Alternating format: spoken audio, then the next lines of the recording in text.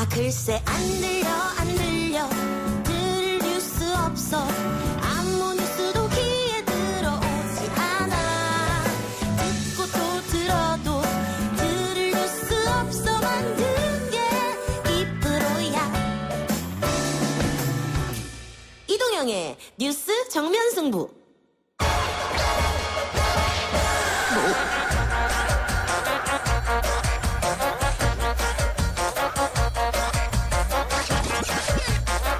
YTN 라디오 이동의 뉴스 정면 승부 3부 온갖 문제 연구소 시작하겠습니다. 통제되지 않은 집단지성으로 우리를 둘러싼 온갖 문제의 실마리를 풀어봅니다. 통제되지 않은 집단지성.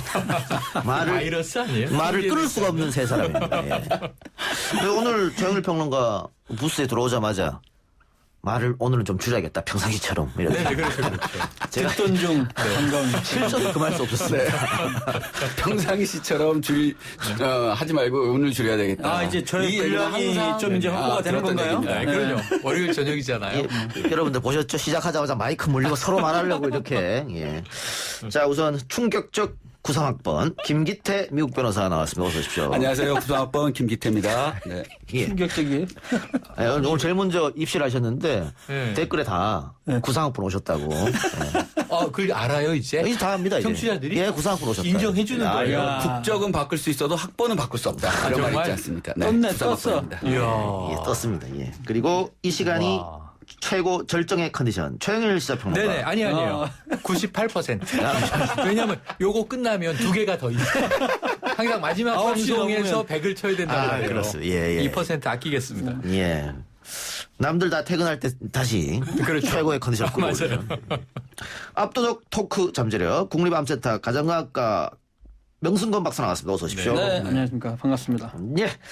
압도적 토크 잠재력이란 건 지금 그러면 잠재력만 있다는 거죠? 두 사람 앞에서 길을 못 피고 있습니다. 더 많은 말을 해야 빨리 됩니다. 직접. 자, 네. 오늘 텐션만 있고. 터져봅시다. 그러니까 한번 빨리 찍어봅시다. 네. 예. 자, 이 세 분과 함께 재밌게 온갖 문제 연구소 풀어나가도록 하겠습니다.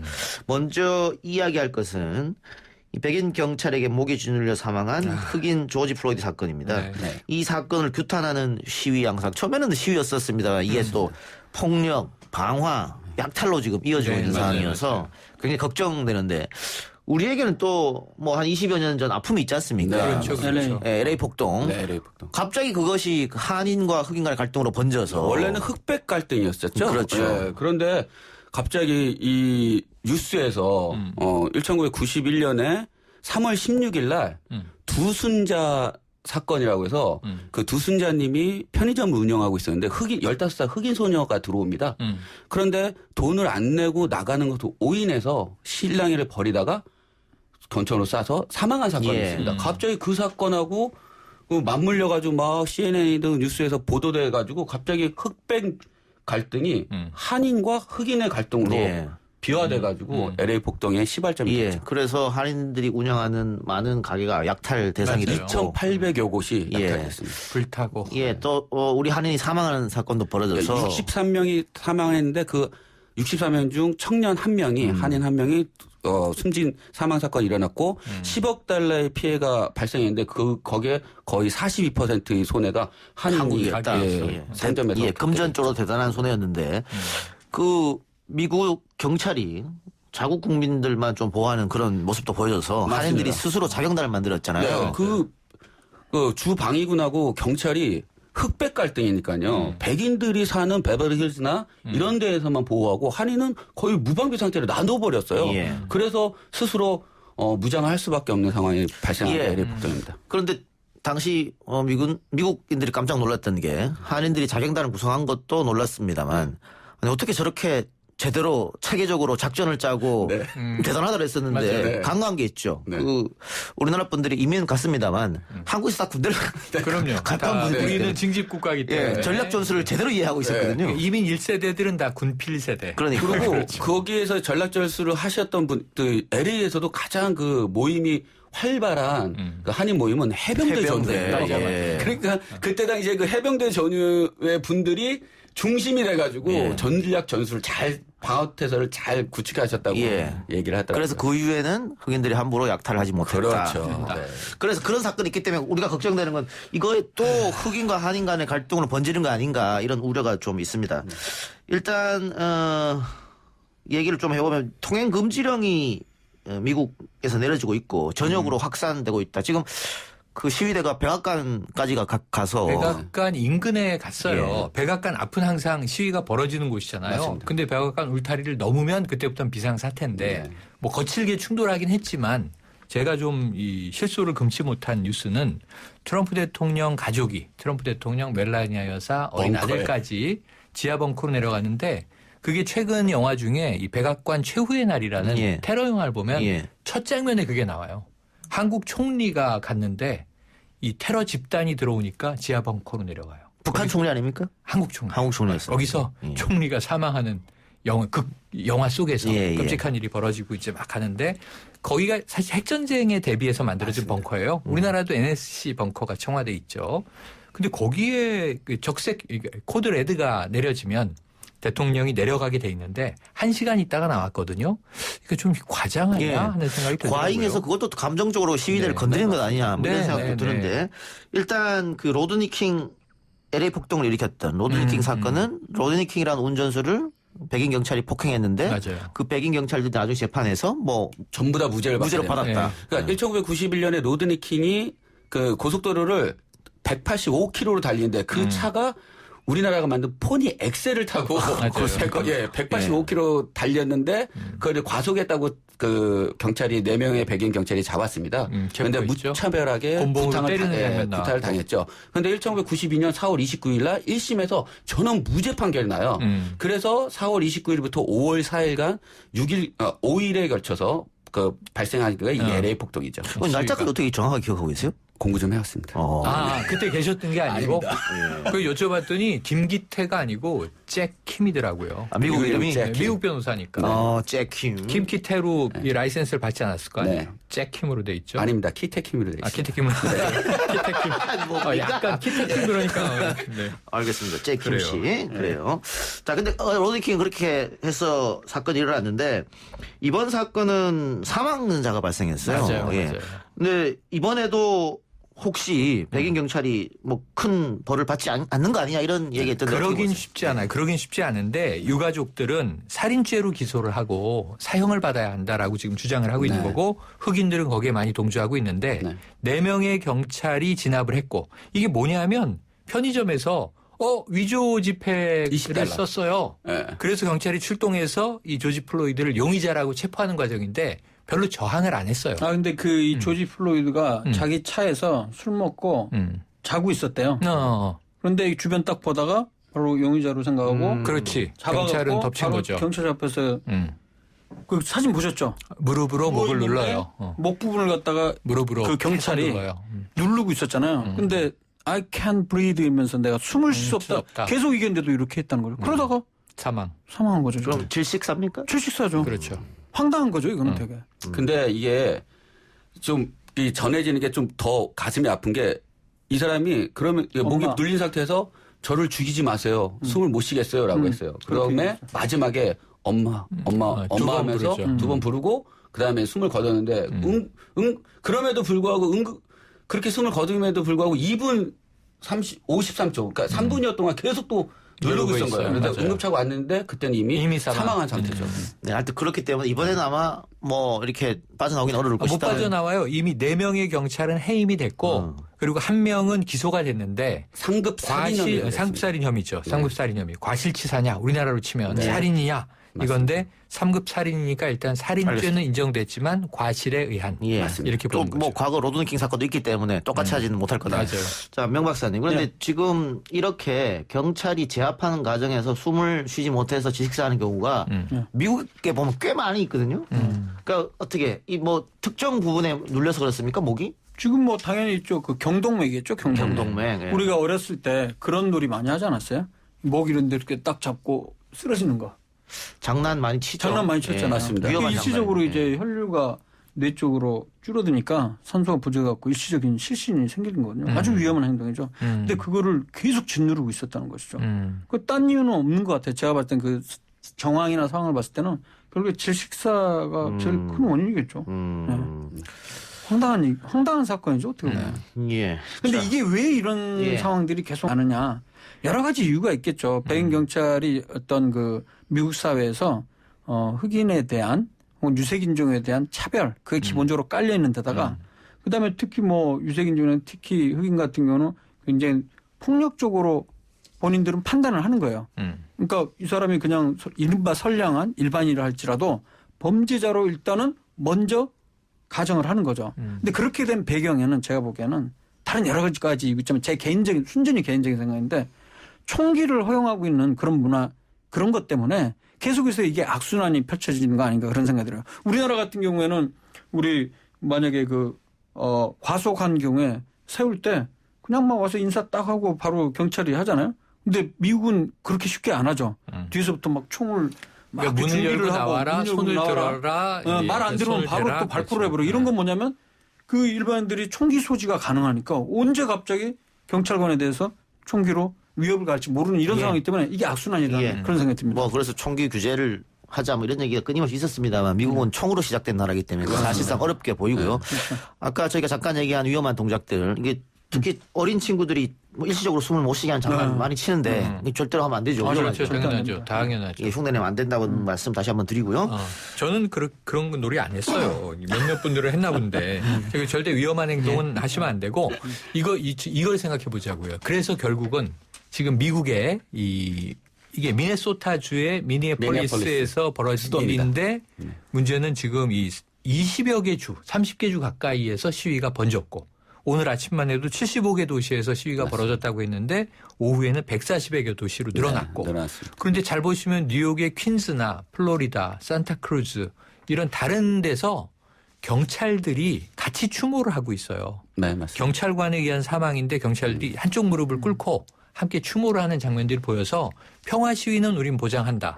하지만 이제 약탈이나 방화 이 폭력은 우리는 이제 엄중하게 처벌할 것이다. 그런데 우리가 이거를 잘 봐야 되는 게 아까 전에 LA 폭동에서도 원래는 흑백의 갈등이었는데 이 언론이나 이 정치권에서 부추겨서 이것이 한인 사회 이민자들과 흑인의 갈등으로 비화한 것처럼 지금도 대부분의 그 시위는 평화적으로 일어나고 그다음에 간혹 몇 명에 의해서 약탈이나 뭐 방화나 이런 게 일어나는 거거든요. 따라서 이것을 언론이나 또 정치권에서 이런 걸 약탈하고 있는 거나 불법 시위하는 것만 집중적으로 보도해 놓으니까 이것의 진정한 시위의 의미가 자꾸만 퇴색하고 저 시위에 나가지 않아야 되겠다. 약탈하고 있네.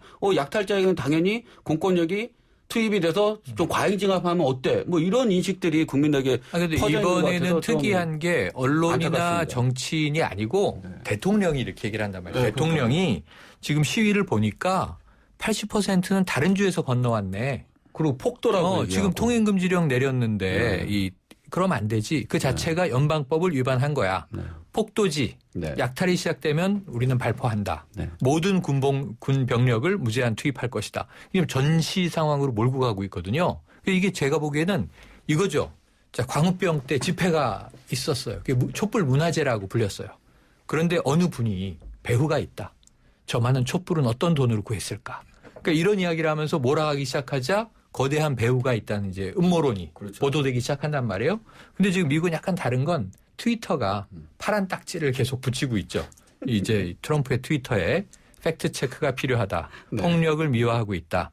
그러니까 지금 이 대통령이 자꾸 이걸 몰아가게 하는 게 너무너무 위험하다는 생각이 듭니다. 그 배경을 제가 간단하게 설명해 드리면 저도 그거를 이제 뭐 NPR이라고 그 신문 기사를 보다가 알게 됐는데 이게 29일 날 그 아침에 트럼프가 트윗을 그렇게 했어요. 지금 이렇게 시위 보니까 이 폭력배들이 그 관여하고 있다. 그리고 이런 경우에 있어서는 내가 when the looting starts, the shooting starts. 이제 루팅이라는 게 약탈이거든요. 약탈이 시작하면 사격, 총격이 시작될 것이다. 이 말의 의미는 약탈을 니네 하면 경찰이 총을 쏠 것이다 이런 말인데 이런 트윗을 썼어요. 근데 이 트윗의 배경이 사실은 뭐냐면 본인은 몰랐다고 해명을 하는데 이게 1967년도에 마이애미에서 젊은 흑인들이 폭동이나 이런 걸 일으켰을 때 진압을 하면서 그 마이애미 경찰서장이 그렇게 얘기를 했어요. 이 흑인들이 지금까지 그 시위가 있기 전까지 지금까지 폭동이 없었던 이유는 내가 계속 이런 메시지를 던져서 그런다. 그 메시지가 뭐냐면 약탈 니네 하면 총 쏴버릴 거다. 이렇게 내가 얘기를 했기 때문에 지금까지도 큰 문제는 없었다. 이런 얘기를 했었거든요. 근데 그 배경을 본인도 모른 채 그 트윗을 하니까 이제 난리가 난 겁니다. 지금. 왜냐하면 이건 너무 흑인에 대한 인종차별적인 얘기 아니냐. 그래서 사실 이게 지금 문제가 된 거죠. 근데 아시겠지만은 지금 약탈이 일어나는 현장에서 오히려 흑인들보다는 백인들을 할 것 없이 그런 사람들이 다 약탈을 하기 시작했거든요. 그리고 앞서서 저희가 미국 현지하고도 연결을 했습니다만 이게 인종차별 플러스 소득격차 문제가 함께 온 것이다. 맞습니다. 예를 들면 코로나 같은 경우에도 미국 사회에서 백인 감염자는 숫자가 적은데 그렇죠. 흑인은 굉장히 많다. 그리고 치료도 제대로 받지 못한다. 실제 보니까 위스콘신 같은 경우에는 흑인들이 6%밖에 안 돼요, 인구가. 근데 그 위스콘신에 코로나19로 사망한 사람의 반이 흑인이에요. 그것뿐만 아닙니다. 시카고 같은 경우에도 흑인이 30% 정도밖에 인구를 차지 하지만 않는데 전체 사망자의 70%가 흑인으로 되어 있습니다. 그래서 그 이유는 이제 여러 가지가 있어요. 여러 가지 있는데 잘 아시겠지만 기본적으로 흑인들 같은 경우는 사회경제 수준이 낮고 치료할 기회도 없고 그다음에 더 중요한 건 코로나19 상황에서 많은 그 업소들이 이렇게 닫았잖아요, 문을. 근데 일부 필수 문을 여는 그런 직종들은 특히 거기에 흑인들이 많이 근무를 하고 있기 때문에 그리고 잘 아시는 대로 백인들 같은 경우는 아주 그 전원에서 널찍한 공간에서 사람도 별로 없는 곳에서 살고 그러잖아요. 돈 많은 백인들 같은 경우는. 근데 흑인들 같은 경우는 그 아주 사람이 많이 밀집한 그런 데서 살기 때문에 더 많이 퍼지고 그다음에 의료보험도 제대로 받지도 못하기 때문에 사망자가 높을 수밖에 없는 이런 차별들이 존재한다는 거죠. 맞습니다. 지금 지적하신 것처럼 흑인들이 사망자가 많은 것은 저소득층의 대다수가 흑인들이 많이 이제 차지를 하고 있고요. 그다음에 다중 밀착할 수 있는 노동 환경에서 가장 많이 노출되는 게 흑인이다라고 보시면 되고요. 지금 조지 플로이드도 원래 5년간 경비원 생활을 했어요. 경비원 생활했는데 최근 코로나19 사태에 의해서 지금 실직한 상태였습니다. 이러한 상태에 이런 열악한 상태에 흑인들이 상당히 많이 노출되어 있기 때문에 사망자가 더 많이 일어난 거고 가장 중요한 거는 의료보험 내가 아파도 의료보험 혜택을 받을 수 없는 미국의 어떤 의료보험 제도의 붕괴 이것이 가장 큰 문제라고 생각합니다. 예. 앞서서 미주 민주참여포럼 최강재 대표도 한국의 건강보험이 정말 부럽다. 굉장히 큰 혜택이다. 이렇게 얘기했거든요. 그 미국에서도 뭐 오바마 케어를 하려고 했습니다만 제대로 되지 않았고 많은 외국의 그 사람들이 한국의 의료 제도를 부러워하는 것 중에 하나가 건강보험이다. 일단은 이 마이클 무어 감독이 만든 시코라는 영화가 미국에 충격을 줬죠. 뭐냐면 미국이 공산주의 국가라고 그렇게 적대시하던 쿠바 같은 경우는 그냥 의료보험이 다 무료로 돼 있고 미국의 경우에는 그 영화에서 나온 유명한 얘기지만 산업 노동자가 산재를 당해서 손가락 2개가 절단이 됐는데 병원에 갔더니 이제 어떤 것을 접합할지를 당신이 결정하라. 왜냐하면 이게 하나 붙이는데 우리나라 돈으로 뭐 수천만 원 하는 거예요. 그러니까 그런 상황. 그래서 이제 미국이 정말 저렇단 말이야. 그래 나중에 알고 보니까 그 영화가 팩트였던 거예요. 깜짝 놀랐죠. 근데 이제 물론 의료보험도 양극화가 돼 있어서 부자는 그렇죠. 그런데 이 꼭 백인 흑인의 문제가 아니라 중산층 이상은 이번 코로나19에서 재택근무를 하잖아요. 옆에 계신 분이 변호사. 컨설턴트 혹은 이제 IT 프로그래머 이런 이제 고연봉을 받는 지식 노동자들은 집에서 근무를 하면서 연봉을 계속 수령하는데 맞습니다. 문제는 이 흑인들 특히 이제 교육 수준이 낮거나 저소득층인 사람들은 접촉할 수밖에 없는 대면 단순 육체 노동을 한단 말이에요. 그다음에 이제 아까 말씀하신 대로 주거 환경이 굉장히 비위생적이란 말이에요. 그러니까 이제 더 많이 걸리고 그럼 거기에 쌓인 것이 지금 이런 상황이 폭발하는 거예요. 그러니까 코로나19에 의한 양극화의 분노가 이번에 이제 조지 플로이드 사건에서 한꺼번에 터져 나오는데 문제는 이럴 경우에 이제 정치 지도자가 평화라든가 화합이라든가 자, 이 미국엔 인종차별이 없다라고 해야 되는데. 그렇죠. 메시지를 던져줘야 돼. 그걸 폭로라고 부추기고 하고. 있는 상황이에요. 네. 그다음 극좌파나 안티파는 안티파. 테러 조직이다라고 얘기를 하고. 법으로 금지하겠다. 네, 주 정부에서 요청할 경우에는 연방 방위군까지 파견하겠다고 이렇게 흑백 갈등과 인종차별과 이런 것을 부추기는 지도자에서는 이런 시위가 당연히 일어날 것 같고, 물론 아시겠지만 미국 사회는 법은 만인에게 평등하지만 법 집행에 있어서는 만인에게 평등하지 않습니다. 왜냐하면은 뿌리 깊은 인종차별에 대한 어떤 편견도 있고. 행위도 있고, 아시다시피 지금 흑인에게 투표할 수 있는 권한이 생긴 게 1965년도부터 주어졌었고, 최근에 아시겠지만 코로나19 락다운 됐다고 해서 거의 백인들이 와가지고 미니애폴리스 중무장 해가지고 와가지고 주의회까지 점검하지 않았습니까? 한 명도 잡혀가지 않았어요. 만약에 흑인이 중무장하고 주의회를 점검했으면 어떻게 됐을까? 예, 그 다음에 또 한 가지는. 아니, 잠깐, 우리 그 얘기를 해야죠. 네네. 아까 보험 얘기하다가 지금 많이 샜는데, 네네. 제가 그 얘기는 꼭 하고 싶어요. 네. 잘 아시는 대로 우리나라에서는 보험이 거의 99%, 거의 100%에 육박하게 다 보험이 되잖아요. 전국민 강제 보험이기 때문에. 그래서 지금 코로나19로 만약에 병원에 입원해갖고 중환자실에서 산소호흡기 다 받아도 거의 본인이 내는 건 거의 없습니다. 그렇죠. 근데 지금 최근에 돌고 있는 것 중에 하나가 미국에서 치료 한 명 받고 나왔는데 8억이 나왔다고 80만 달러라고 막 돌고 있잖아요. 그리고 엄청난 대단한 치료를 받은 것 같긴 하지만은 일반적으로 지금 미국 오바마 시작하기 전에는 우리나라 인구에 해당하는 약 5천만 명이 보험이 없었어요. 그래도 그나마 오바마 케어를 하고 10몇 년 지나면서 많이 그래도 강제적으로 보험에 들고 했지만 현재도 2,800만 명이 보험이 없다고 합니다. 그 중에 대부분은 흑인이라든가 동양인, 우리나라 사람 포함해서 아시아인들이 대부분이죠. 그래서 있을 거고. 지금 검사하는 것 자체뿐만 아니고 치료하는 것에 있어도 가면 파산 가능성이 굉장히 높아요. 그럴 정도로 심각합니다. 예. 월요일 3, 4부는 제가 하는 일이 없어가지고. 세 분이서 서로 질문하고 받고 끊고 또 오고 삼천포 갔다가 또 오고 알았어. 자, 우리 질문에 좀 집중을 해서 답을 하도록 그렇지. 합시다. 네. 알겠습니다. 진행자가 별 할 일이 없는 방송입니다. 광고 듣고 옵니다. 3부 순서 마치고요. 4부에서도 계속 세 사람의 이야기는 이어집니다.